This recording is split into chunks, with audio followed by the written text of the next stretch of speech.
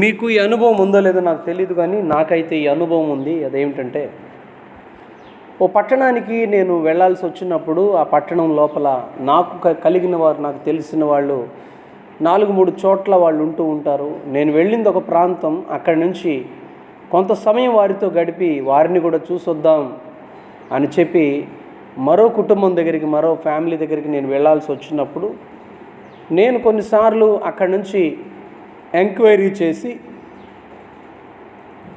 అడిగి పలానా వాళ్ళు ఎక్కడున్నారని అడిగి వారి ఫోన్ నెంబరు అలాగే వారి ప్రాంతానికి సంబంధించినటువంటి అడ్రస్ తెలుసుకొని నేను బయలుదేరి వెళ్ళినప్పుడు నేను ఎక్కడి నుంచి అయితే బయలుదేరానో, ఏ బస్ స్టాప్ నుంచి బయలుదేరి అక్కడ ఆ పట్టణంలో, అది హైదరాబాద్ అని నేను మీకు చెప్తున్నాను, ఆ హైదరాబాద్లో ఒక ప్రాంతం నుంచి మరొక ప్రాంతానికి నేను వెళ్ళాల్సి వచ్చినప్పుడు నేను బయలుదేరిన ఆ బస్ స్టాప్ యొక్క పేరు రాసుకుంటాను, ఆ బస్ స్టాప్ యొక్క నంబరు రాసుకుంటాను.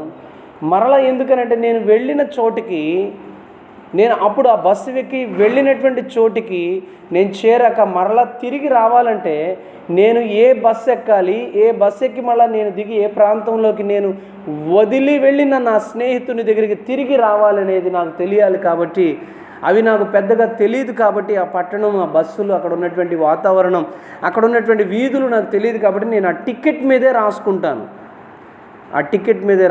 ఆ బస్ నెంబర్ ఎంత ఎక్కాను, ఆ ప్రాంతానికి వెళ్ళాను, మరలా వచ్చేటప్పుడు ఆ బస్ టికెట్ తీసుకుంటాను, పారేయకుండా పర్సులో పెట్టుకుని దాన్ని చూసి మరలా అక్కడికి వచ్చేస్తాను.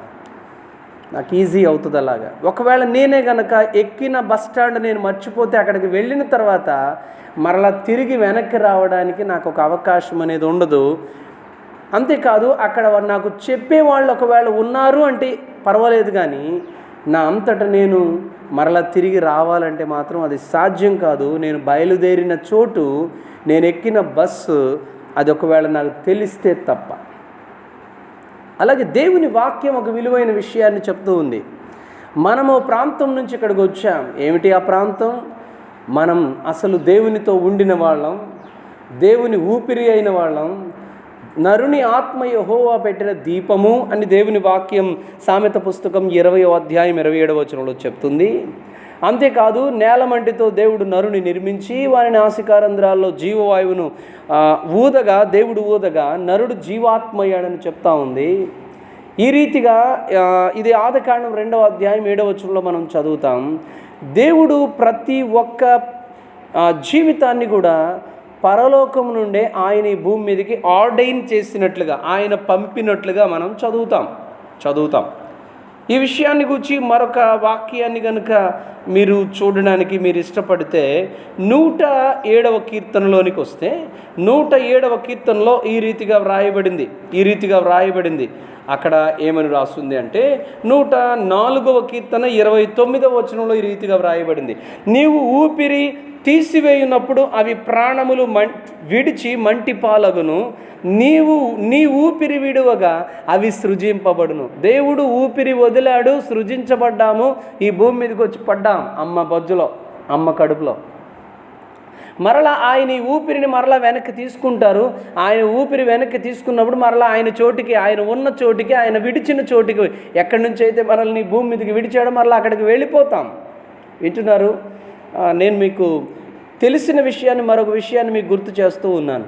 ఎక్కడో ఆస్ట్రేలియాలో పుట్టినటువంటి ఆ చేపలు సముద్ర మార్గం గుండా అవి ఈ యొక్క చక్కని నీరైనటువంటి కమ్మటి తీయటి నీరైనటువంటి వర్షపు నీరు కోసం మన ప్రాంతానికి వచ్చేస్తాయి. ఈ గోదావరి, ఈ పరివాహక ప్రాంతాలకు వచ్చేస్తాయి. ఎక్కడో పుట్టినవి అవి, ఎక్కడో పెరిగాయి, కానీ అవి ఈ నీళ్లు ఇక్కడున్నాయని వాటికి దేవుడు ఎలా పెట్టాడో నాకు తెలియదు. కానీ ఆ యొక్క మెదడు చక్కగా అవి ఆ జ్ఞానంతో ఇక్కడికి వస్తాయి. ఆ విలువైనటువంటి ఆ నీళ్లలోనికి ఎక్కడికో వెళ్ళి అక్కడ అభివృద్ధి చెంది అక్కడ బ్రీడ్ అయ్యి మరలా అక్కడి నుంచి ఆ చిన్న చేపలు మరలా వెనక్కి తీసుకెళ్తాయట. వెనక్కి మరలా సముద్రంలోకి తీసుకెళ్తాయి. వాటిని మన వాళ్ళు ఏమంటారంటే ఇప్పుడే దొరుకుతాయేమో, అది ఇలసది పులసగా మారుతుంది అని చెప్తారు. ఎక్కడో పుట్టింది ఇలస, కానీ నీళ్లలోనికి ఎక్కువ వచ్చింది, మరలా తిరిగి వెళ్ళిపోతుంది. ఎక్కడికి వెళ్ళిపోతుందంటే ఇలసగా ఆరంభించిన జీవితం పులసగా మారి, ఆ పులసగా మారినటువంటి మరలా అవి ఇంకా అనేకమైనటువంటి పిల్లలను చేసుకుని మరలా తిరిగి వెళ్ళేటప్పుడు వాటి త్రోవలో వాటిని అన్నింటినీ కూడా తీసుకుని వెళ్ళిపోతాయి. అలాగే కొన్ని కొంగలను మనం చూస్తూ ఉంటాం. ఆస్ట్రేలియాలో అవి పుడుతూ ఉంటాయి. ఆ కొంగలు మరి ఎగురుకుంటూ ఈ ప్రాంతాల్లో మనకు ఎక్కువ నత్తలు ఇంకేమైనా వాటి ఆహారానికి సంబంధించినవన్నీ కూడా ఇక్కడ లభిస్తూ ఉంటాయి. కాబట్టి అక్కడి నుంచి అవన్నీ కూడా మరి వలస వచ్చి కొంతకాలం ఇక్కడ ఉండి అవి గుడ్లు పెట్టి పిల్లలు చేసి వాటన్నిటిని తీసుకుని మరలా ఎక్కడి నుంచి అయితే ఆ దేశం నుంచి అవి వచ్చాయో, అవి ఆఫ్రికా కావచ్చు, ఆస్ట్రేలియా కావచ్చు, ఎక్కడి నుంచి అయినా మరలా అవన్నీ కూడా అక్కడికే ప్రయాణమై వెళ్ళిపోతాయి. దేవుడు మానవుని భూమి మీద సృజించినప్పుడు ఆయన ఒక ఉద్దేశంతో, ప్రణాళికతో ఆయన ఈ భూమి మీదకి తన ఊపిరిని మన్నుగా ఉన్నటువంటి దానిలోనికి ఆయన విడిచినట్లుగా వ్రాయబడింది. మరలా ఆ ఊపిరి పని పూర్తి చేసుకుని మరలా ఎక్కడికి వెళ్ళిపోతుందని వాక్యం చెప్తుంది. ప్రసంగి అంటాడంటే, మన్నైనది వెనుకటి వల్లనే మరలా భూమికి చేరును, ఆత్మ దాన్ని దయచేసిన దేవుని యొద్దకు మరలా చేరును అని రాయబడింది. నిజమేనండి. మన్నైనటువంటి దానిలోనికే కదా దేవుడు బొమ్మగా చేసి తన ఊపిరిని విడిచిపెట్టారు. మన్నైనటువంటి ఆ యొక్క బొమ్మలోనికి విడిచిపెట్టినటువంటి దేవుని ఊపిరి ఆ మన్నును ఒక చలించేటువంటి ప్రాణిగా, జీవిగా, ఆత్మగా దేవుడు చేసి ఒక విలువైనటువంటి శారీర నిర్మాణం ఈ యొక్క మన్నుకిచ్చి దేవుడు మరలా ఆ మన్నులో నుండేటువంటి ఆత్మను ఆయన పిలుచుకుంటూ ఉన్నారు. ఈ మాటను కనుక మనం పరిశీలన చేస్తే ప్రసంగి గ్రంథంలో 12వ అధ్యాయంలో జ్ఞాని అయిన సొలొమోను ఆయన అంటారు 12వ అధ్యాయము 7వ వచనంలో చెప్తారు, మన్నైనది వెనుకటి వలనే మరలా భూమికి చేరును, ఆత్మ దాని దయచేసిన దేవుని యొద్దకు మరలా పోవును. మన్నైనది వెనుకటి వలనే మరలా భూమికి చేరును. మనిషి చనిపోయినప్పుడు ఎక్కడ పెడుతున్నాం? మనిషి చనిపోయినప్పుడు ఆ చేప చనిపోతే మరలా నీళ్ళల్లో పెట్టట్లా, మన నోట్లో పెడుతున్నాం. ఆ ప్రాణులు చనిపోతూ ఉంటుంటే వాటిని చంపుకుని అవి వాటిని మరలా చచ్చిన చోటుకి వేయట్లేదు. ఒక కోడిని కొనుక్కుంటున్నాం, అది చంపిన తర్వాత కోళ్ల ఫారానికి మళ్ళీ పంపట్లా, ఆ కోడిని మన నోట్లో వేసుకుంటున్నాం. మరి మానవుడు చనిపోయిన తర్వాత మన్నైనది వెనుకటి వలనే మన్నుకు, ఆత్మ దయచేసిన దేవుని యొద్దకు మరలా చేరును. అయితే మన్ను గనుక నీకు తెలుసు కాబట్టి ఆ మన్నును తీసుకెళ్ళి నువ్వు మట్టిలో పెట్టేస్తున్నావు. మరి ఆత్మ ఎక్కడి నుంచి వచ్చిందో నీకు తెలియకుండా నీ ఆత్మ అక్కడికి ఎలా వెళ్తుంది? నేను ఇప్పుడే చెప్పానుగా, నేను వెళ్ళిన ఆ పట్టణంలో నేను ఎక్కడి నుంచి బయలుదేరి నేను మరొక నా స్నేహితుని దగ్గరికి నేను వెళ్ళాను. వెళ్ళేటప్పుడు మరి నేను బయలుదేరిన అడ్రస్, ఆ యొక్క మరి బస్ నంబరు, నేను ఎక్కినటువంటి ఆ బస్ స్టేషన్ యొక్క పేరు నేను రాసుకుని వెళ్ళి మరలా అదే బస్సు, మళ్ళా తిరిగి వచ్చే బస్సు, 1-2 ఏదో చిన్నగా తేడా ఉంటాయి కానీ అదే రూట్లో వచ్చేటువంటి బస్సులు. అది 29 అయితే 29A అని ఉంటుంది, 29A. ఒక్కొక్కసారి 29 బస్సు ఎక్కితే 29 మరలా తిరిగి అక్కడికి రావాలంటే 29A అక్కడికి ఎక్కితే ఆ వెనక వీధికి వెళ్ళిపోతాను, నాకు సంబంధం ఉండదు.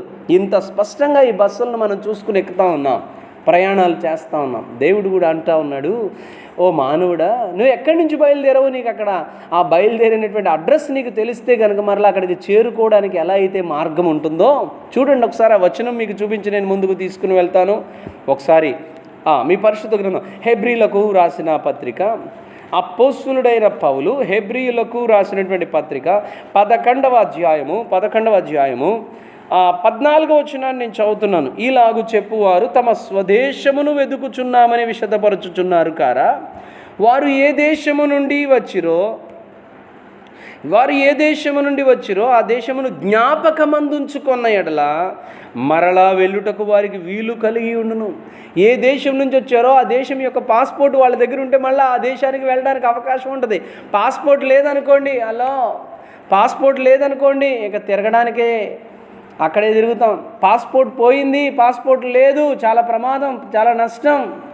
మీకు తెలుసా, పాస్పోర్ట్ లేనటువంటి ఆ వ్యక్తిని, రుజువులు లేనటువంటి ఆ వ్యక్తిని అక్కడ ఉంచరు, చంపి బారేస్తారు, ఏ టెర్రరిస్టు అని చెప్పి.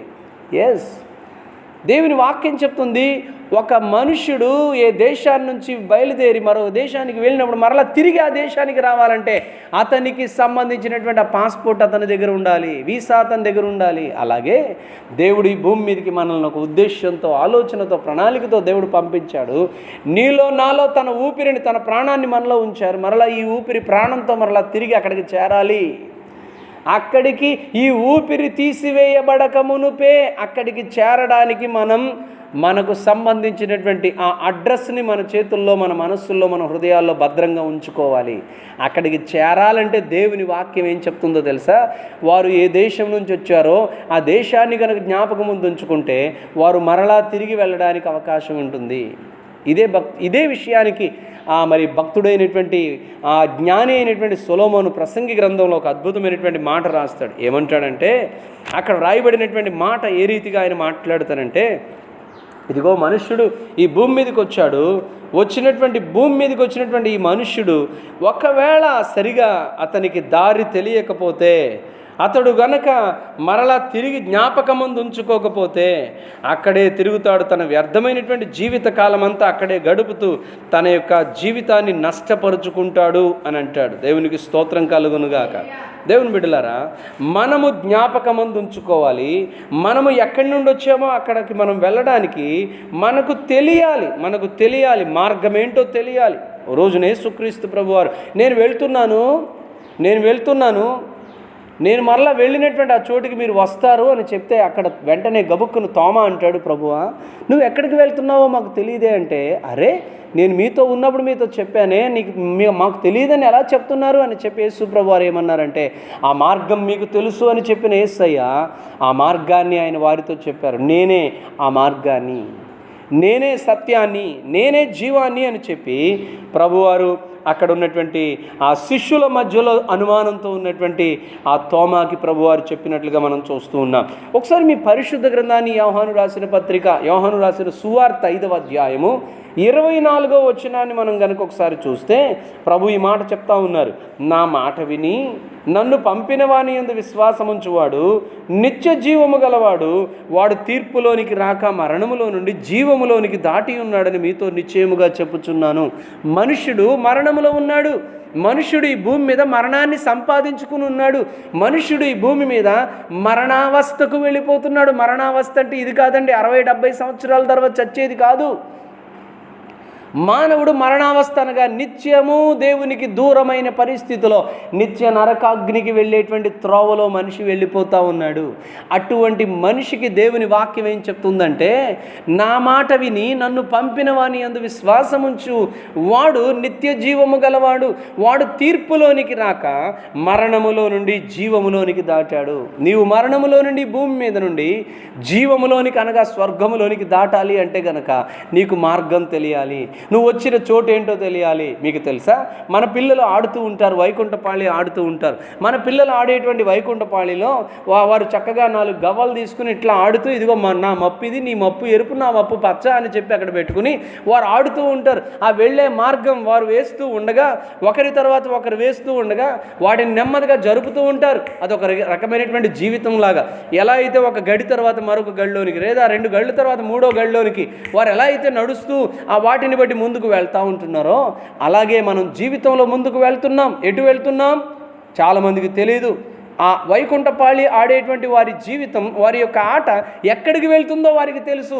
మేము ఇలా బయలుదేరి ఎడమ నుంచి కుడివైపుకి వెళ్ళి, మరలా కుడి నుంచి ఎడమకు వచ్చి, మరలా ఎడమ నుంచి కుడికి వెళ్ళి, మరలా కుడి నుంచి ఎడమకి వెళ్ళి, ఎలా వెళ్ళి ఇలా ఇలా ఇలా ఇలా ఇలా ఇలా వెళ్ళి వెళ్తూ పైన ఉన్నటువంటి ఇదిగో పైన ఉన్నటువంటి ఆ దేవతలు, తదాస్తు దేవతల దగ్గరికి మేము వెళ్ళిపోతాం, వాళ్ళల్లో కలిసిపోతాం. ఆ దేవతల దగ్గర కూడా బొమ్మలు ఉంటాయి. ఇవంతా కూడా ఒక చక్కని ఆ ప్రణాళికలో సిద్ధపరిచినటువంటి ఆట అనమాట అది. ఆ మూలకి నుంచి ఎడం వైపుకి ఎక్కుతారు. ఎడం వైపు నుంచి చివరికంట ఒక్కొక్క మప్పుకుంటూ చివరికి వెళ్ళి మళ్ళీ తిరిగి వెనక్కి వచ్చి మరలా మధ్యలో ఉన్నటువంటి ఆ మప్పుల్లో నేను పండాను, పంట అయ్యాను, నేను గెలిచాను అన్నట్లు చెప్తారు. ఈ లోపల జీవితంలో ఎన్నుంటాయి? నిచ్చెనలున్నాయి. ఈ జీవితంలో వెళ్తున్నప్పుడు అవి చిన్న నిచ్చెనుంది, పెద్ద నిచ్చెనుంది. ఎక్కుతాం, దిగుతూ ఉంటాం. దిగడానికి ఏమున్నాయి? అక్కడ పాములు మనకు కనిపిస్తాయి. నోట్లో పడ్డాం, కిందకి ఏరుగుతుంది, అది కిందకు వచ్చేసాం. అది ఒక లైన్లో కిందకి పంపుతుంది, కొన్నిసార్లు 7 లైన్లు కిందకి దోసేస్తుంది. ఒక్కోసారి ఎక్కడో పైకి ఇంకొక 2 మప్పులు మప్పితే, ఇంకొక 2 గడులు దాటితే నేను ఆ స్వర్గ దేవతల్లోనికి వెళ్ళిపోతున్నాను అనుకునే లోపల ఏదో జరిగింది. అక్కడ ఒక పాము కనిపించింది. నువ్వు వేసిన అడుగు దాంట్లో వేసావు. తిన్నగా ఎక్కడికి వచ్చావు అంటే నువ్వు ఆరంభించినటువంటి దగ్గరికి నువ్వు వచ్చేసావు ఇంచుమించుగా. అయితే దేవుని వాక్యం చెప్తుంది, నీ జీవితాన్ని నువ్వు ఆరంభించావు, కానీ నీ జీవితాన్ని ఆరంభించినటువంటి నీవు మరలా ఎక్కడికి చేరాలో నీకు తెలిస్తే గనుక ఆ మార్గంలో నువ్వు ప్రయాణం చేస్తావు, ఆ మార్గాన్ని నువ్వు వెంబడిస్తావు, ఆ మార్గంలో నువ్వు ఆనందిస్తావు. ఆ మార్గంలో నువ్వు ఆనందిస్తూ నీవు చేరేటువంటి స్వర్గానికి చక్కగా తిన్నగా నువ్వు చేరుకుంటావు. దేవుని వాక్యం ఒకటి చెప్తుంది, వెళ్ళిపోతాం బాగానే వెళ్ళిపోయేటువంటి మనం కొన్ని విషయాలు మనకి ఈ భూమి మీద నుండి వెళ్తున్నప్పుడు మనం మనతో పాటు తీసుకెళ్తామట. ఈ వెళ్ళేటువంటి వాళ్ళు వట్టినే వెళ్ళిపోరండి. ఈ వెళ్ళే వాళ్ళు వట్టినే వెళ్ళిపోకుండా తమతో పాటు కొన్ని తీసుకుని వెళ్తూ ఉంటారు. ఏం తీసుకెళ్తారు చూద్దాం. చూడండి, అపోస్తలుడైన పౌలు కొరింథీయులకు రాసినటువంటి పత్రిక 5వ అధ్యాయము 2వ పత్రిక 5వ అధ్యాయం నేను చదువుతున్నటువంటి వచనం 9-10 నేను చదువుతున్నాను. కావున దేహమందు ఉన్నను దేహమును విడిచినను ఆయనకి ఇష్టలమై ఉండవలనని మిగులు అపేక్షించుచున్నాం. ఎందుకంటే తాను జరిగించిన క్రియల చొప్పున అవి మంచివైనను సరే చెడ్డవైనను సరే దేహముతో జరిగించిన వాటి ఫలమును ప్రతివాడు పొందినట్లు మనమందరమును క్రీస్తు న్యాయపీఠము ఎదుట ప్రత్యక్షము కావాలను. ఇక్కడి నుంచి బయలుదేరాం, ప్రయాణం ఆయన దగ్గర నుంచి ఇక్కడికి వచ్చాం, ప్రయాణం చేసి మరలా ఆయన దగ్గరికి వెళ్ళిపోతున్నాం. వెళ్ళిపోయేటప్పుడు మనం చేసినటువంటి కొన్ని క్రియలు ఉన్నాయే, ఆ క్రియాఫలాలు మరలా మనం వెంట తీసుకుని వెళ్తూ ఉంటామట. దేవుడు చెప్తున్నాడు, ఆ క్రియాఫలాల యొక్క ఫలితం దేవుని ఎదుట మనం నిలబడినప్పుడు ఆ క్రియాఫలాన్ని దేవుడు మనకిస్తున్నాడు. ఎలా ఇస్తున్నాడని చెప్తారో తెలుసా? ఒకసారి మీ పరిశుద్ధ గ్రంథాన్ని తిప్పండి. ప్రకటన గ్రంథంలో 21వ అధ్యాయంలో ఒక మాట నేను చదువుతున్నాను. ప్రకటన గ్రంథం 21వ అధ్యాయంలో ఒక మాట నేను చదువుతున్నాను. ఆ మాటలో ఇలా వ్రాయబడింది. అక్కడ ఏమంటున్నారు ప్రభువారంటే 22వ అధ్యాయం 11వ గ్రంథంలో ఇలా వ్రాయబడింది. 11వ వచనంలో ఇలా వ్రాయబడింది, అన్యాయము చేయవాడు ఇంకా అన్యాయమే చేయనిము, అపవిత్రుడైన వాడు ఇంకను అపవిత్రుడుగానే ఉండనిము, నీతిమంతుడైన వాడు ఇంకను నీతిమంతుడుగానే ఉండనిము, పరిశుద్ధుడు ఇంకను పరిశుద్ధుడుగానే ఉండనిము. ఇదిగో త్వరగా వస్తున్నాను, వాని క్రియ చొప్పున ప్రతివానికి ఇచ్చుటకు నేను సిద్ధపరిచిన జీతము నా దగ్గరుంది. వింటున్నారా?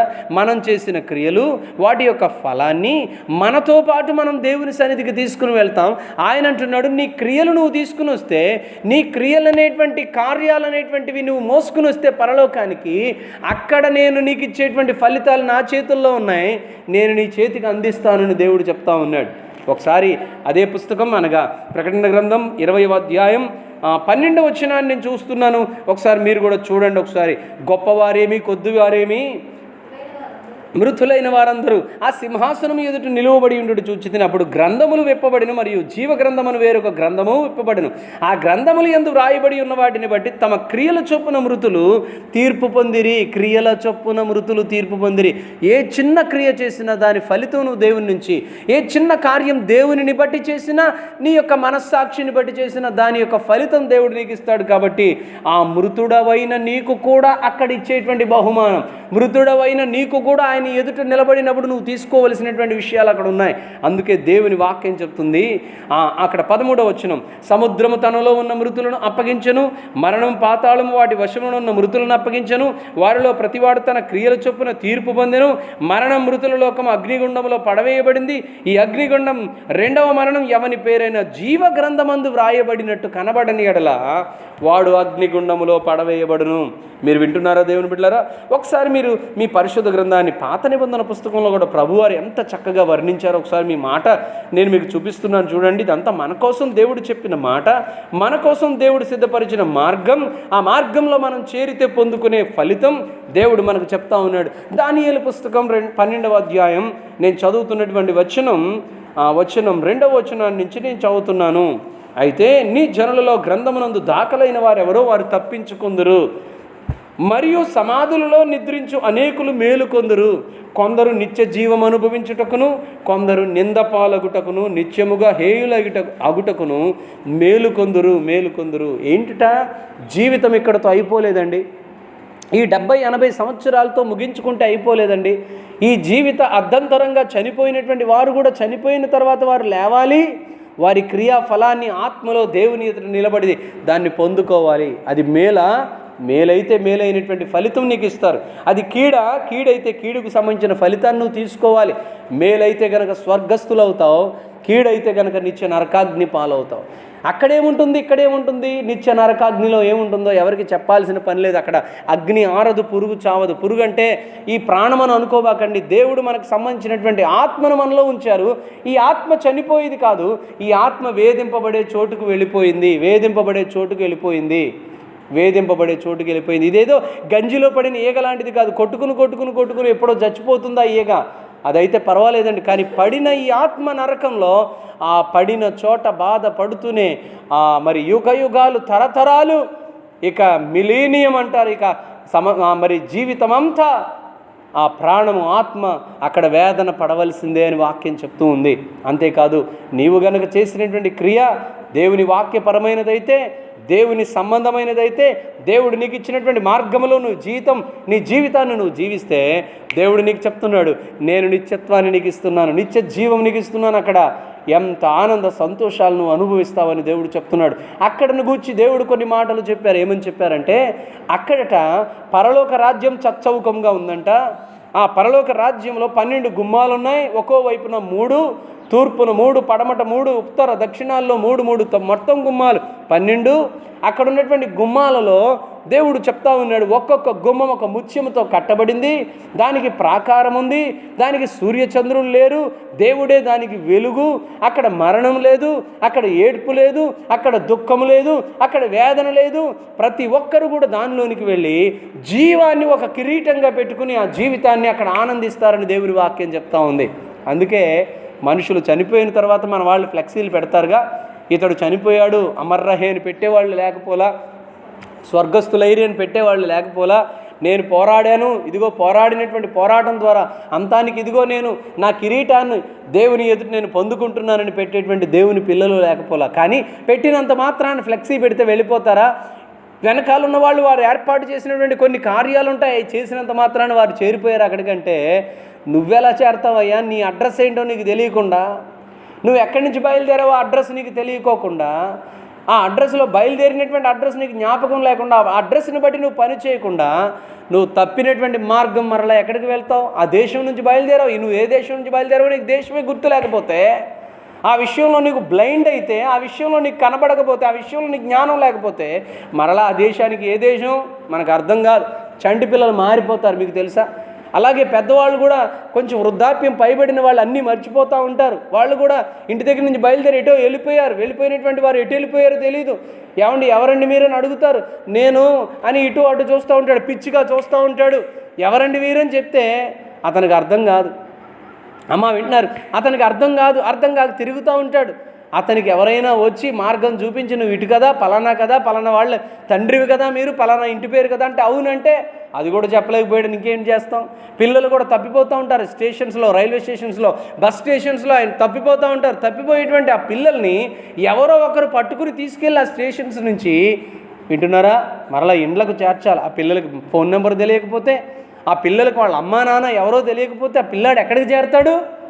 మీకు తెలుసుగా, అనాథ శరణాలయానికి చేరతాడు. ఆ పిల్లోడు ఎవరికి సంబంధించినోడో తెలియదు. ఈ రోజున చాలా ఆత్మలు అనాథలు అయిపోతూ ఉన్నాయి. చాలా ఆత్మలకు తండ్రి లేడు, చాలా ఆత్మలకు స్వర్గం లేదు, చాలా ఆత్మలకు నశించిపోయేటువంటి పరిస్థితులు చూస్తూ ఉన్నాం. ఈ రోజున నశించిన ఆత్మగాక నిత్యత్వంలో చేరే ఆత్మగా నువ్వు ఉండాలనే పరలోకం నుండి దేవుడు ఒక విలువైనటువంటి ఉద్దేశాన్ని ప్రభువారు చూపించారు. ఆ ఉద్దేశం ఏంటో తెలుసా?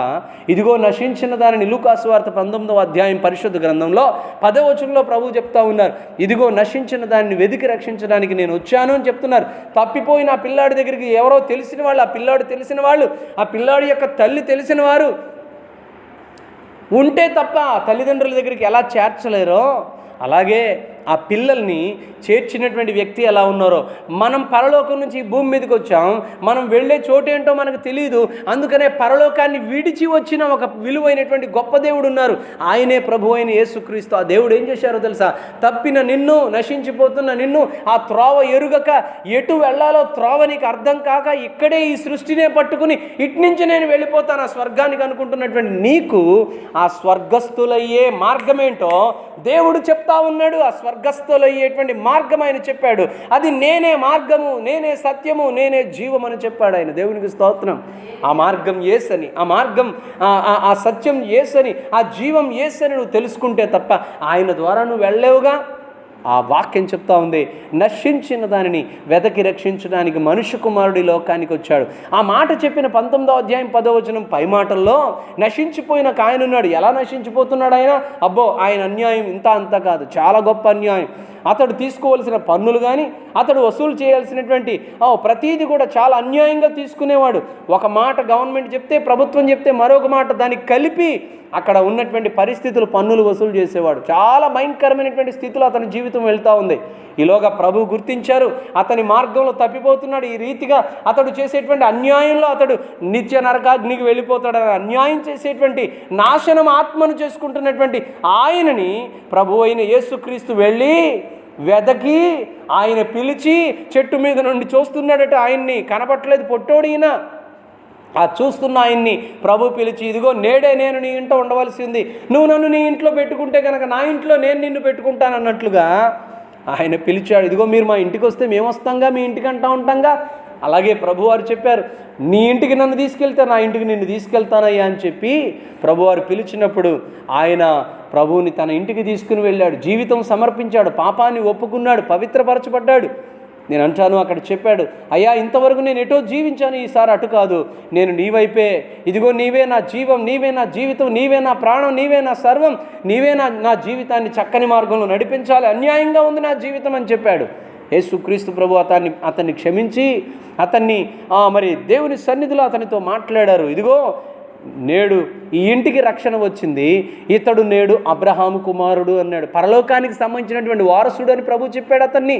ఈరోజు నువ్వు పరలోక వారసుడువా? పరలోకం అంటే తెలుసా? పరలోకం వెళ్ళే మార్గం ఎటు వెళ్ళాలో నీకు తెలుసా? పరలోకం వెళ్ళే మార్గం కాదు, ఇక్కడి నుంచి మరొక ప్రాంతానికి వెళ్ళే దారి నీకు ఎవరైనా దారి చెప్పకపోతే, ఆ సైన్ బోర్డులు చూపించకపోతే, వెళ్ళే మార్గంలో ఈ పలానా ఊరు పలానా పట్టణం ఇన్ని కిలోమీటర్లు ఉందని చెప్పి నువ్వు చూడకపోతే అటు వెళ్ళేటువంటి మార్గమే నీకు తెలియదే. ఈ రోజున పరలోకానికి నడిపించేటువంటి మార్గం ఎవరో తెలుసా?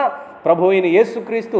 ఆయన చెబుతూ అక్కడక్కడ కొన్ని సైన్ బోర్డ్స్ పెట్టారు. అది రావులపేటలో పెట్టారు రాజు పాస్టర్ గారు ఒక సైన్ బోర్డు, అది మఠం వీధిలో పెట్టారు, అక్కడ జైబాబు పాస్టర్ గారు ఒక సైన్ బోర్డు, ఇదిగో పెద్ద కాలువ దగ్గర ఒక పాస్టర్ గారిని పెట్టాడు దేవుడు, జ్ఞానీల పాల్ గారని ఆయన ఒక సైన్ బోర్డు. ఇవందరూ ఎక్కడ చూపిస్తున్నామంటే మేము కాదు ఆ మార్గాన్ని చూపించేటువంటి ఒక వ్యక్తులుగా, ఒక సైన్ బోర్డు అంటే ఒక సూచన చూపించేటువంటి బోర్డులుగా ఉన్నాం. యేసు ప్రభు వారిని ఆయన చిన్న వయసులోనే, అనగా యవన ప్రాయంలోనే యేసు ప్రభువారు బాప్తిస్మం ఇచ్చే యోహాను దగ్గరికి వస్తున్నప్పుడు 30వ వయసులో ఇంచుమించుగా ఆయన వస్తున్నప్పుడు బాప్తిస్మం ఇచ్చే యోహాను దగ్గరికి వచ్చి బాప్తిస్మం ఇవ్వమంటుంటే బాప్తిస్మం ఇచ్చే యోహాను అన్నాడు, అయ్యా నీకు నేను బాప్తిస్మం ఇవ్వడం ఏంటి, నేను అలా కాదనంటే నీతి యావత్తులా జరిగి ఉందని చెప్పి అక్కడ ప్రభువారు చెప్పినప్పుడు యోహాను గురించి ఏమని రాయబడిందో తెలుసా? నేను ఆ మార్గమై ఉండలేదు కానీ ఆ మార్గానికి త్రోవ చూపేటువంటి ఒక శబ్దమై ఉన్నానంటాడు. ఏమంటాడు? ఆ మార్గానికి త్రోవ చూపే ఒక శబ్దం. ఈ రోజున యేసుక్రీస్తు ప్రభువారు ఆ మార్గం అయితే, యేసుక్రీస్తు ప్రభువారు నువ్వు స్వర్గానికి చేరే ఒక దారి అయితే, మేమెవరమో తెలుసా?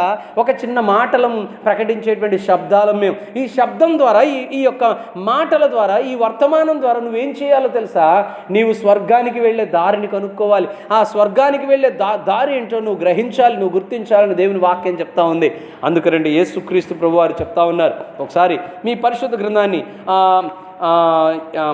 కీర్తన భాగం 90వ కీర్తనలో మనం చదివితే ప్రభువారు చెప్తున్నారట, బాబు అయ్యిందా మీ పని, రండి అని ఎలా అయితే పిలుస్తారో, బాబు అయ్యిందా మీ డ్యూటీ, రండి బయటికని ఎలా అయితే పిలుస్తూ ఉంటారో, ప్రభువారు పిలుస్తున్నారు. ఒక పని మీద ఈ భూమి మీదకి పంపించిన నిన్ను, ఒక ఉద్దేశంతో ఈ భూమి మీదకి పంపించిన నిన్ను, నీకు ఇచ్చిన సమయం 70-80 సంవత్సరాలు అయిపోక ముందుగానే కొన్నిసార్లు నువ్వు నేను వెళ్ళిపోతున్నాం, పని ముగించుకొని మనమే వెళ్ళిపోతున్నాను, ఇంకా చేయనని చెప్పి కొంతమంది ఉద్యోగం మధ్యలో ఎలా అయితే నేను ఇక ఉద్యోగం చేయనని చెప్పి ఏమంటే రిటైర్మెంట్ తీసుకుంటున్నారో, నేను చేయనని చెప్పి విరోధంగా గవర్నమెంట్కి మాట్లాడి నాకు ఇవ్వాల్సింది ఇచ్చేయండి, మేము ఇక సర్వీస్ చేయమని చెప్పి ఎలా బయటికి వెళ్ళిపోతున్నారో, కొంతమంది దేవుడు పిలిచే వరకు, ఆయన రమ్మనే వరకు, ఆయన రాకడ వచ్చే వరకు ఉండకుండా మనుషులు ఏమైపోతున్నారు తెలుసా? హత్యాయత్నం చేసి ఆత్మహత్య ద్వారా ప్రాణాలను పోగొట్టుకుంటున్నారు. అయితే దేవుడు ఆ మార్గంలో కాదు, మన ఆత్మలను ఆయన దగ్గరికి తీసుకెళ్లేది. ఆయన పిలుస్తున్నాడు. ఏమని పిలుస్తున్నాడు? 2వ వచనంలో రాయబడింది. అక్కడ రాయబడిన వచనం 3వ వచనంలో, 90వ కీర్తన 3వ వచనంలో, నీవు మనుషులను మంటికి మార్చుచున్నావు, నరులారా తిరిగి రండని నీవు సెలవిచ్చుచున్నావు. మనుషులను మంటికి మారుస్తున్నావు. వాళ్ళు మంటిలోనే ఉన్న వారిని ప్రాణం పోసి ఒక ఆత్మగా ఈ భూమి మీద, ఒక మంచి జీవితంగా దేవుడు ఈ భూమి మీద విడిచిపెట్టాడు. ఇప్పుడు ఆయన ఆత్మ తీసేసుకుంటూ మరలా మన్ను కోసం వదిలేస్తున్నాడట. నువ్వు మనుషులను మరలా మంటికి మారుస్తున్నావు, మన్నే తిరిగి మన్ను చేసేస్తున్నావు. కానీ ఆత్మ ఏం చేస్తున్నావు? దయచేసి నీ దగ్గరికి తీసుకుని పోతూ ఉన్నావు అని చెప్తూ ఎంత అద్భుతమైన మాట చెప్తున్నారంటే, నరులారా తిరిగి రండని నీవు సెలవిస్తున్నావు. మనిషిని దేవుడు రమ్మంటున్నాడు. పని అయిందా అన్నట్లుగా, పని అయిపోయిందా అన్నట్లుగా.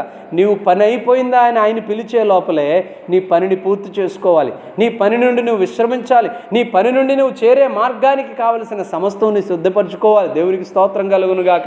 ఆ సిద్ధపరచుకునే మార్గాన్ని గురించి ప్రభువారు ప్రసంగి గ్రంథంలో ఏమంటున్నారంటే, సొలొమోను బట్టి 12వ అధ్యాయం 3వ వచనం మనం చదువుకుంటున్నాం. ఒకసారి ప్రసంగి గ్రంథం 12వ అధ్యాయం 3వ వచనాన్ని మనం చదివితే 2వ వచనంలో, నీ బాల్య దినముల యందే నీ సృష్టికర్తను స్మరణకు తెచ్చుకో. ఎప్పటి నుంచి స్మరణకు తెచ్చుకోవాలి? నీవు బాల్యంలోనే స్మరణకు తెచ్చుకోవాలి. ఎందుకంటే నువ్వు బాల్యంలో పసిపిల్లలుగా ఉన్నప్పుడు, ఒకవేళ పసిగుడ్డుగా ఉన్నప్పుడు ఒకవేళ చనిపోతే అతనికి ఆ మార్గం తెలుసుకునేటువంటి పరిస్థితి లేదు. కాబట్టి నడిపించేవాడు ఒకడు ఉంటాడు ఆ పసిపిల్లాడిని. వింటున్నారు? ఆ పసిగుడ్డును నడిపించేటువంటి వాడు ఏ తల్లో తండ్రో భుజం మీద ఎత్తుకునో, ఒళ్ళో పెట్టుకునో, సంకలో పెట్టుకునో, ఎలాగోలా భుజాల మీద పెట్టుకునో తీసుకుని వెళ్ళిపోతారు. వాడికి వయసు వచ్చిన తర్వాత వాడి ఫోన్ నెంబర్ ఏంటో, అనగా తండ్రి ఎవరో తల్లి ఎవరో అన్నీ నేర్పిస్తాంగా. వాళ్ళ దేవురో, వాళ్ళకు ఒక ఆధార్ కార్డు అన్నీ సిద్ధపరుస్తూ ఉంటాం. అలానే ఆధార్ కార్డు మొలతాడికేం కట్టమనుకోండి, కానీ వాడికి తెలియాలి కొన్ని విషయాలు. దేవుని వాక్యం చెప్తుంది, బాల్య దినముల యందే నీ సృష్టికర్తను స్మరణకు తెచ్చుకోవాలి. బాల్యమును నుంచి నువ్వు యవన ప్రాయంలోనికి నువ్వు వచ్చావు అని అంటే కనుక నీ సృష్టికర్తను నువ్వు ఖచ్చితంగా తెలుసుకోవాలి. నీ సృష్టికర్త ఎవరో నీకు తెలియాలి. ఆ సృష్టికర్తతో నువ్వు సంబంధం పెట్టుకోవాలి. ఆ సృష్టికర్తను నీ జీవితంలో నువ్వు కోరుకోవాలి. ఆ సృష్టికర్త చెప్పిన మాటల చొప్పున నడవాలి. ఆ సృష్టికర్త యొక్క నీకు ఇచ్చినటువంటి ఆ జీవితాన్ని మరలా సృష్టికర్తకు అప్పగించాలి. ఓ రోజున ఒక ఆయన యేసుక్రీస్తు ప్రభువారు సిలువలో వేలాడుతున్నటువంటి సమయం అది. ఆ సమయంలో యేసయ్య సిలువలో వేలాడుతూ ఉండగా ఆయన పలికినటువంటి మాట విని ఆ ప్రక్కనే ఉన్నటువంటి ఒక దొంగ ఏమన్నాడంటే, సిలువలో ఆయనతో పాటు వేలాడుతున్న దొంగ ఏమంటున్నాడంటే, యేసు నీవు నీ రాజ్యంతో వస్తావని తెలుసు, నువ్వు వచ్చినప్పుడు ఇలా వేలాడని నీ పక్కనే చెప్పి నన్ను గుర్తు చేసుకో అని చెప్పి అతడు యేసు ప్రభువారిని అడిగినప్పుడు యేసయ్య అతనితో చెప్తున్నాడు, నేడే నువ్వు నాతో కూడా పరదైసులో ఉండాలి అని చెప్పి ఆయన ప్రభువారు చెప్పారు. ఈ రోజున నేడే నువ్వు నాతో కూడా పరదేశంలో ఉండు అని చెప్పినటువంటి ఆ మాటను బట్టి యేసయ్యతో పాటు ఆ దొంగ సిలువలో వేలాడుతున్నటువంటి శిక్షను అనుభవిస్తున్న వ్యక్తి పరలోకానికి చేరినట్టుగా వాక్యం బోధిస్తూ ఉంది. ఈ రోజున నీ సృష్టికర్త నీకు తెలుసా? నీ సృష్టికర్త యొక్క మాటలను విన్నావా? నీ సృష్టికర్త నీకు తెలియచేసిన పాపాన్ని ఒప్పుకున్నావా? పాపానికి ప్రక్షాళనగా యేసుక్రీస్తును సృష్టికర్త అయినటువంటి దేవుడు తన కుమారుడైన యేసుక్రీస్తు రక్తాన్ని సిలువలో ఆయన చిందించాడు. ఆ రక్తంలో నీ పాపాలు కడుక్కున్నావా? కడుక్కుంటే గనక నో డౌట్ నువ్వు ఖచ్చితంగా స్వర్గస్థురాలు అవుతావు. నువ్వు ఖచ్చితంగా స్వర్గస్థుడు అవుతావు. నువ్వు చచ్చిపోయిన తర్వాత బాసిమట వేసుకుని ఇలా కూర్చుంటే కనుక దేవుడు వచ్చి నిన్ను తీసుకెళ్తాడు అనుకుంటున్నావా? పురుగులు తింటాయి అక్కడ కూర్చున్నటువంటి నిన్ను, ఇలా పడుకున్నటువంటి నిన్ను. నువ్వు ఇలా పడుకుని ఇలా చూస్తూ ఒకవేళ తూర్పేపే నీ తల పెట్టుకుని అట్లాగే నిన్ను పండుకోబెట్టి మట్టిలో కప్పెడితే కనుక తూర్పుని ఇలా పడుకోబెట్టారు కాబట్టి ఆ దేవుడు తూర్పు వైపున ఉన్నటువంటి ఆయన నిన్ను తీసేసుకుంటాడు అనుకుంటున్నావా? లేదు, అక్కడ కూడా పురుగులే తింటాయి. నువ్వు అలా కాకుండా అలా కాకుండా నిన్ను నన్ను తీసుకెళ్ళి ఒకవేళ పొల్లల మధ్యలో పెట్టి కాల్చేసి బూడిచ్చేసి ఆ బూడికి తీసుకెళ్ళి నీళ్ళల్లో కలిపితే ఆ నీళ్ళేమో ఆ నదుల్లోంచి గోదావరిలోంచి సముద్రంలోకి వెళ్ళిపోయి అక్కడి నుంచి సముద్రం దగ్గర నుంచి దేవుడి దగ్గరికి వెళ్ళిపోతాననుకుంటున్నావా? అలా కూడా వెళ్ళవు. నువ్వు వెళ్ళే ముందే ఏమండి, వెళ్ళిన తర్వాత ఇవన్నీ కలపడం కాదు.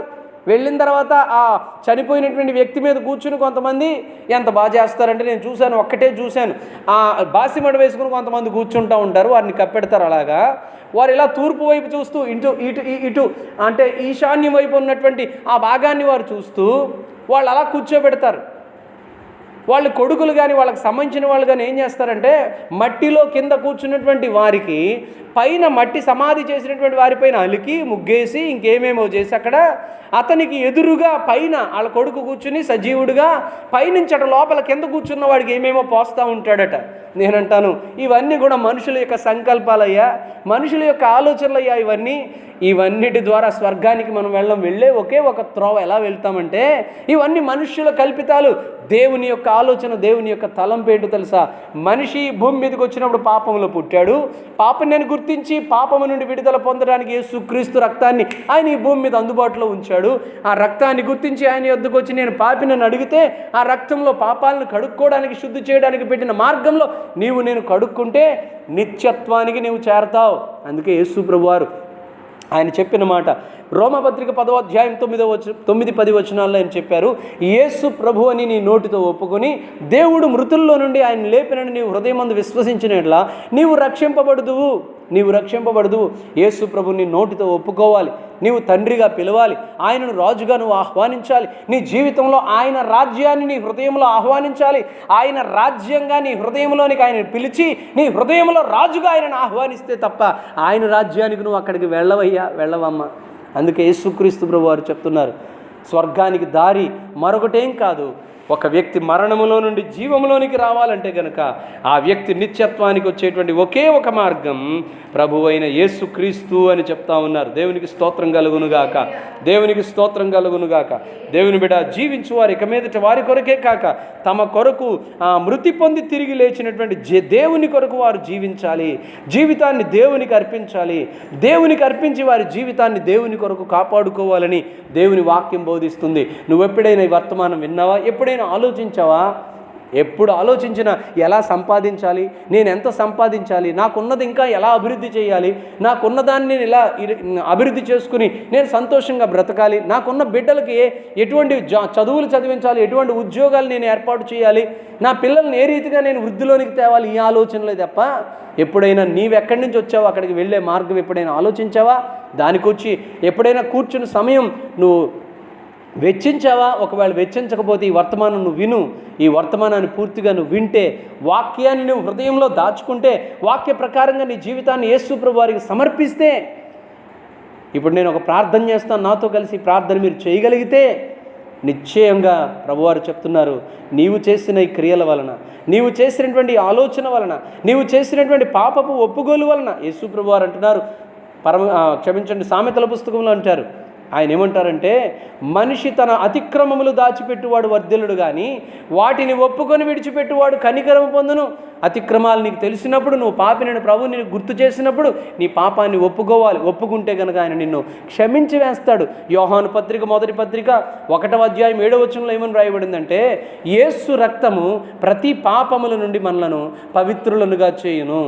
యేసు రక్తము ప్రతి పాపముల నుండి మనలను పవిత్రులనుగా చేయునని యోహాను పత్రిక 1వ అధ్యాయం 7వ వచనంలో చెప్తూ, అక్కడే 9వ వచనంలో అంటారు, మనము మన పాపములను ఒప్పుకొని ఎడల ఆయన అనగా సృష్టికర్త అయిన దేవుడు నమ్మదగినవాడు, నీతిమంతుడు కాబట్టి నిన్ను సమస్త దుర్నీతి నుండి పవిత్రపరిచి నిన్ను పరిశుద్ధినిగా చేయనని రాయబడింది. పాపాన్ని ఒప్పుకోవాలి, విడిచిపెట్టాలి, ప్రభువు కొరకు జీవించాలి, ప్రభువు కొరకు సాగాలి. నువ్వు అలా సాగినట్లయితే కనుక ఆగండి.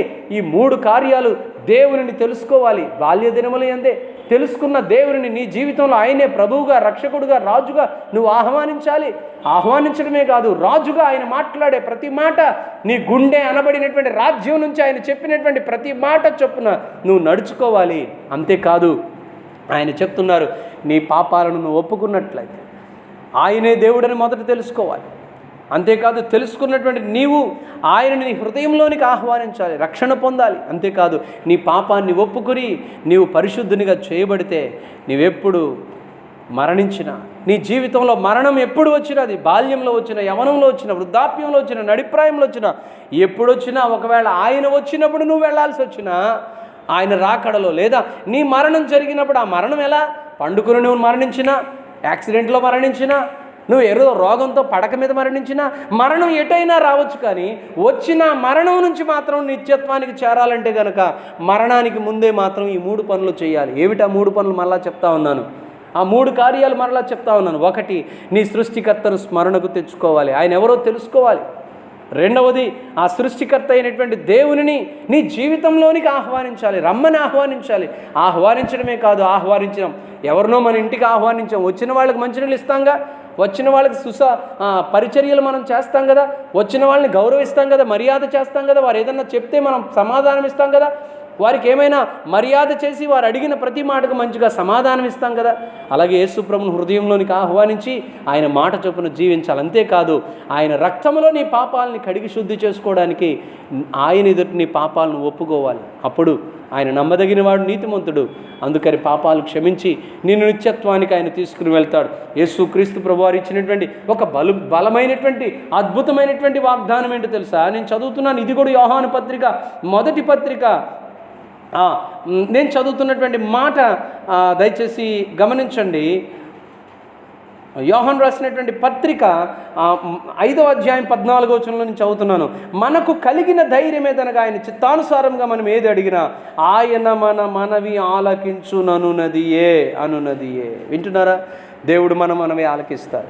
మనం చేసిన ప్రార్థన ఆయన ప్రభువా రండి, నీవే నా దేవుడు అని ప్రభు అని నేను నమ్ముతున్నాను రండి అని పిలిచినప్పుడు, రెండవదిగా ఆయనను హృదయంలోనికి ఆహ్వానించినప్పుడు నువ్వు ప్రార్థించిన ప్రార్థన విని ఆయన నీ హృదయంలోనికి వస్తారు. రావడమే కాదు బిడ్డ, వచ్చినటువంటి ఆయన నీ జీవితాన్ని ఆయన శుద్ధి చేసి పవిత్రపరిచి రక్షించి నీ పాపాన్ని ఒప్పుకున్నప్పుడు ఆ పాపముల నుండి నిన్ను కడిగి శుద్ధి చేసి పవిత్రులుగా చేసి నిత్యత్వాన్ని, నువ్వు మరణించిన వెంటనే నిత్యత్వాన్ని, పరలోకాన్ని ప్రభు నీకు ఇస్తారు. ఓ భక్తుడు ఇలా అన్నాడు, భూమి మీద ఒక వ్యక్తి మరణంలో కన్ను ఇక్కడ మూస్తాడట, పరలోకంలో కన్ను తెరుస్తాడట. వింటున్నారా?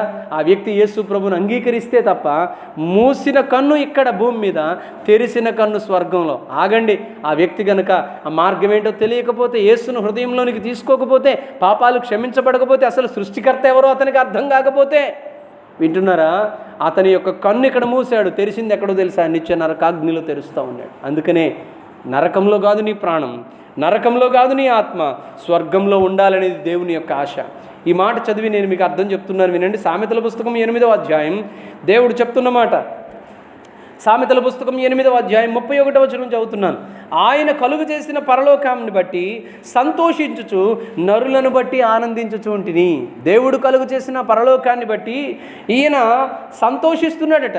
అంతేకాదు ఆయన కలుగ చేసినటువంటి ఆ నరులను చూసి ఆనందిస్తున్నాడట. పరలోకాన్ని చూసి సంతోషిస్తూ పరలోకంలో చేరడానికి భూమి మీద సిద్ధపడుతున్నటువంటి మనుషులను చూసి జ్ఞాని అయినటువంటి సొలొమోను చెప్తున్నాడు, దేవుడు ఎంతో ఆనందిస్తున్నాడు. ఆయన సిద్ధపరిచిన రాజ్యానికి అక్కడ సిద్ధపడుతూ ఉన్నారు. ఆయన సిద్ధపరిచిన రాజ్యంలోనికి, పరలోకంలోనికి చేరడానికి భూమి మీద రెడీ అవుతున్నారట చాలామంది. వారిని చూసి, సిద్ధపడుతున్న వారిని చూసి దేవుడు ఎంతో ఆనందిస్తున్నారట. చూడండి 35వ మాట, 8వ అధ్యాయం సామెత పుస్తకం 35వ మాట. నన్ను కనుగొనువాడు జీవమును కనుగొనును, నన్ను కనుగొనని వాడు తనకే హాని చేసుకును. నువ్వు ఆయనను కనుగొన్నావా? అయితే మేలు చేసుకున్నట్టేగా, నువ్వు స్వర్గస్థులు అయినట్లేగా. నువ్వు ఆయనను ఇంకా తెలుసుకోలేదా?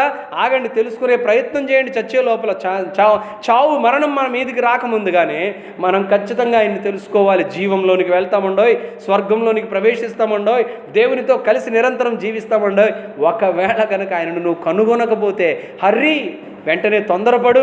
ఆయనను కలుసుకునేటువంటి విలువైన మార్గం ప్రభు అయిన యేసుక్రీస్తుగా నీ యొక్క ముందుగానే ఇదిగో ప్రభువారు ఈ వర్తమానంతో నీతో మాట్లాడుతూ ఉన్నారు. ఈ వర్తమానం ద్వారా మీరు ప్రభు అయిన యేసుక్రీస్తుని అంగీకరించండి, హృదయంలోనికి పిలవండి, ప్రభువును ఒప్పుకొనండి. ఆయన అంటున్నారు, నన్ను కనుగొనేవాడు తన జీవితంలో ఎంతో ధన్యకరమైనటువంటి మేలు చేసుకుంటాడు, నన్ను కనుగొనని వాడు తనకే హాని చేసుకుంటాడు. నా యందు అసహ్యపడు వారందరూ మరణాన్ని స్నేహిస్తారు. దేవుడే చెప్తున్నాడు. నా యందు ఎవరైనా అసహ్యపడుతున్నారా? నేనంటే ఎవరికి కిట్టడం లేదా? నా మాట అంటే అర్థం కావడం లేదా? నా మాట అంటే ఎవరు దగ్గరికి తీసుకోవడం లేదా? అయితే వారు మరణాన్ని స్నేహిస్తారు. మరణం అంటే నిత్య నరకాగ్ని. అయితే నన్ను ఎవరైతే కనుగొన్నారో వారు వారు ఆ జీవాన్ని కనుగొన్నారు. జీవం ఇక్కడ లేదు, అది పరలోకంలో దేవుని సన్నిధిలో ఉంది. ఆ జీవపు మూటలో మన ప్రాణం కట్టబడింది. ఆ జీవంలోనికి మనం ప్రవేశిస్తాం. ఆ జీవంలో దేవునితో కలిసి నిరంతరం మరణము లేదు, అప్పు లేదు, ఆర్థిక పరిస్థితులు లేవు, చీకటి లేదు. అంతేకాదు పరలోక సంబంధములుగా ప్రతి విధమైనటువంటి ఆశీర్వాదమే, సంతోషమే, సమాధానమే, వెలుగే అక్కడ జీవించేటువంటి భాగ్యాన్ని దేవుడు ఒక్క మాటలో పెట్టాడు. నీ నోటితో యేసు ప్రభువా నేను పాపిని, నన్ను క్షమించని నీ జీవితంలో ఆయనను ఆ హృదయపూర్వకంగా ఒకసారి పిలిస్తే, ఒకసారి ప్రార్థన చేస్తే నీ జీవితంలో నిత్యత్వాన్ని ప్రభు నీకు దయచేస్తారు. ఈ మాటలు నీ జీవితంలో, నీ హృదయంలో ముద్రించబడాలని నేను సేవకునిగా ప్రార్థన చేస్తూ, మీ కుటుంబం కొరకు అలాగే మీ వ్యక్తిగత జీవితం కొరకు ప్రార్థించడానికి నేను ఆశపడుతూ ఈ మాటలు ముగిస్తూ ఉన్నాను. ఒకవేళ మీకు ఇష్టమైతే ప్రభువుని అంగీకరించిన వ్యక్తిగా మీరు ఒకవేళ లేకపోతే, ప్రభువుని అంగీకరించినటువంటి వారిగా ఒకవేళ మీరు లేకపోతే కనుక, ఇప్పుడు నేను చేస్తున్న ఈ ప్రార్థన నా వెనుక మీరు చేయండి, నా వెనుక మీరు పలకండి. ఈ ప్రార్థన ద్వారా ప్రభు మిమ్మల్ని రక్షించి మిమ్మల్ని నిత్యత్వానికి, స్వర్గానికి చేరేటువంటి విలువైన మార్గాన్ని ఆయన మీతో మాట్లాడి పరిచయం చేయునుగాక. ఆమెన్. దయచేసి నా వెనుక చెప్పండి, దయచేసి నా వెనుక చెప్పండి. యేసు ప్రభువా, నేను పాపినని నీ వాక్యాన్ని బట్టి గుర్తించాను. నన్ను క్షమించండి. సృష్టికర్త నీవని, ఈ భూమి మీద నీ ద్వారానే నేను సృజింపబడ్డానని నేను నమ్ముతున్నాను. నా మార్గం పరలోకానికి చేరడానికి మీరే మార్గమని నీ వాక్యం ద్వారా నేను ఈరోజు తెలుసుకున్నాను. యేసు ప్రభువా, నేను పాపినని గుర్తించి నిన్ను క్షమించమని అడుగుతున్నాను. అంతేకాదు, మీరు పరలోకం నుండి ఈ భూమి మీద మానవునిగా వచ్చి ఈ భూమి మీద కన్యమరియ గర్భమును జన్మించి 33.5 సంవత్సరాలు జీవించి విలువైన మరణాన్ని సిలువలో మరణించి మానవాళి కొరకు సమాధి చేయబడి 3వ దినాన తిరిగి లేచారని నేను నమ్ముతున్నాను. యేసు ప్రభువా, మీరు మరలా పరలోకానికి ఆరోహణమయ్యారని, తిరిగి నిన్ను నమ్మిన వారిని నిత్యత్వంలో ప్రవేశపెట్టడానికి, నిత్యరాజ్యమును ఇవ్వడానికి మరలా తిరిగి రానయ్యున్నారని నేను నమ్ముతున్నాను. యేసు ప్రభువా, నన్ను క్షమించండి. నన్ను నీ బిడ్డగా అంగీకరించండి. నా పాపమును నేను ఒప్పుకుంటున్నాను. నన్ను నీతిమంతునిగా మీరు చేయగలరని నమ్ముతున్నాను. ఈ ప్రార్థన ప్రభువైన యేసుక్రీస్తు నామమున తండ్రి మీ సన్నిధికి హృదయపూర్వకముగా ప్రార్థిస్తూ నిన్ను వేడుకుంటున్నాను తండ్రి. ఆమెన్. దేవుని బిడ్డ, మంచిది. మీరు చేసిన ప్రార్థన నిశ్చయముగా మిమ్మల్ని స్వర్గానికి నడిపిస్తుంది. మీరు హృదయపూర్వకంగా ఈ ప్రార్థన చేసినట్లయితే నేను కూడా మీ కొరకు చిన్న ప్రార్థన చేసి ఈ కార్యాన్ని, ఈ యొక్క వీడియోని నేను ముగిస్తున్నాను. ఈ ప్రార్థన ద్వారా మీరు నిత్యత్వానికి చేరడానికి మార్గం చివరి ప్రార్థన చేసి దీవించి ప్రభు సన్నిధిలో ఇక్కడి నుంచి బయలుదేరి వెళ్దాం. ప్రభు, నీకు వందనాలు. ఈ సమయంలో నీ వర్తమానాన్ని నాకు ఇచ్చారు 3 విషయాల ద్వారా. అయా తండ్రి, నాయన మరణానికి ముందే మేము పలికిన పలుకు ద్వారా, అయ్యా మిమ్మల్ని గుర్తించడం ద్వారా సృష్టికర్తని, అంతేకాదు మా హృదయాల్లోనికి ఆహ్వానించడం ద్వారా, అయా గుర్తించడం ఆహ్వానించడమే కాదు, మీ ఎదుట మా పాపాలు ఒప్పుకుని పవిత్రపరచబడి నీ కొరకు ఈ భూమి మీద మేము జీవించగలిగితే మా మరణానంతరం స్వర్గంలోనికి, మా మరణానంతరం నిత్యత్వంలోనికి, ఒకవేళ మా మరణం ఈ భూమి మీద ఇంకా జరగక ముందుగానే పరలోక రాజ్యం నుంచి మానవాళిని పరలోకానికి తీసుకెళ్ళడానికి మధ్యాకాశానికి వస్తే మేము మధ్యాకాశానికి ఎత్తబడతామని చెప్పి మేము నమ్ముతున్నాం. దయచేసి ఈ బిడ్డలు చేసిన ప్రార్థన అంగీకరించండి, రక్షణానుభవంలోనికి నడిపించండి. ఈ ప్రార్థన చేసిన మా బిడ్డలు అయా నీ సన్నిధిలో ఆమెన్ అని టైప్ చేస్తూ ఉండగా, ఈ బిడ్డలు వాక్యాన్నంతా విన్న తర్వాతనైనా అవును అని చెప్పి కామెంట్ చేసి వందనాలు నీకు చెప్తూ ఉండగా, యేసునామములో నీ బిడ్డలను దీవించండి, ఆశీర్వదించండి. వాక్యాన్ని హృదయంలో ముద్రించండి. వాక్యాన్ని హృదయంలోనైనా అయా యేసునామములో నాటండి. అయ్యా, ఏ భేదం లేదు, అందరూ పాపము చేసి దేవుడు అనుగ్రహించి మహిమను పొందలేకపోతున్నారని మీరు చెప్పారు. అంతేకాదు యేసయ్యా, నన్ను విని, నా మాట విని నన్ను పంపిన వాని యందు విశ్వాసముంచు ప్రతివాడు నిత్య జీవము గలవాడని చెప్పినటువంటి మాటను 5:24 యోహాను సువార్తలో చదువుతున్నాం. ప్రభా, నీ మాటను మా హృదయంలోనికి తీసుకుంటూ మిమ్మల్ని కోరుకుంటున్నాం. రండి అని పిలుస్తున్నాం. మా హృదయంలోనికి వచ్చి మా హృదయాలని మీరే బలపరిచి మీ అద్భుతమైన సన్నిధిని, అద్భుతమైన అభిషేకాన్ని మాకు అనుగ్రహించి మీ ఆత్మతో నడిపించి నిత్యత్వంలోనికి మరణానంతరం ప్రవేశింప చేయమని మీ సన్నిధిని ఇప్పుడే మేము వేడుకుంటూ ప్రార్థిస్తూ, తండ్రి, ఎప్పుడో మా మరణం తెలియదు కానీ, మీ రాకడ ఎప్పుడో మాకు తెలియదు కానీ, ముందుగానే మీ రాకడ కొరకు, మా మరణం కొరకు విశ్వాసంతో సిద్ధపడుతున్నాం. నిత్యత్వంలోనికి ప్రవేశించే వరకు మా జీవితాన్ని మీరే మీ బలమైన చేతుల్లో ముద్రించమని ఆయా నమ్మదగిన దేవునిగా నిన్ను కోరుకుంటూ ఆహ్వానిస్తూ మా జీవితాల్లోనికి ప్రార్థిస్తూ యేసు నామములో ఈ ప్రార్థన అడిగి స్తుతించి విశ్వసించి ప్రార్థించి వేడుకున్నాం తండ్రి. Amen, amen, amen. ప్రభువైన యేసుక్రీస్తు వారి కృప, తండ్రి దేవుని ప్రేమ, పరిశుద్ధాత్మదేవుని అన్యోన్య సహాయము, సహవాసం, ఆశీర్వాదం ఇప్పుడు ఎల్లప్పుడు ప్రభు వచ్చి పర్యంతం ప్రార్థించిన ప్రతి ఒక్కరి యొక్క ప్రార్థన విన్నపానికి, అలాగే పరలోక సంబంధమైనటువంటి నిత్యత్వానికి చేరడానికి చేయబడినటువంటి పరలోక ప్రార్థనకు, పాప క్షమాపణ ప్రార్థనకు చేసినటువంటి ప్రతి బిడ్డ ఆత్మకు, అలాగే ఈ వీడియోని చూసే ప్రతి ఒక్కరి జీవితంలో ప్రభువారు ఒక అద్భుతమైనటువంటి కార్యాన్ని ప్రభు జరిగించినట్లుగా ఆయనే ఈ కార్యాన్ని, ఈ వర్తమానాన్ని దీవించి ఆశీర్వదించునుగాక. Amen, amen. Thank you. మీ అందరికీ ప్రభు అయిన యేసుక్రీస్తు నామములో వందనాలు చెల్లిస్తున్నాను. ఈ వీడియోని ఈ వర్తమానాన్ని లైక్ చేయండి, షేర్ చేయండి, కామెంట్ చేయండి. ప్రభు సన్నిధి మీతో ఉండాలని నేను కోరుకుంటున్నాను. ప్రభు ఆత్మ మిమ్మల్ని బలంగా నడిపించును గాక. ఆమెన్. ఆమెన్.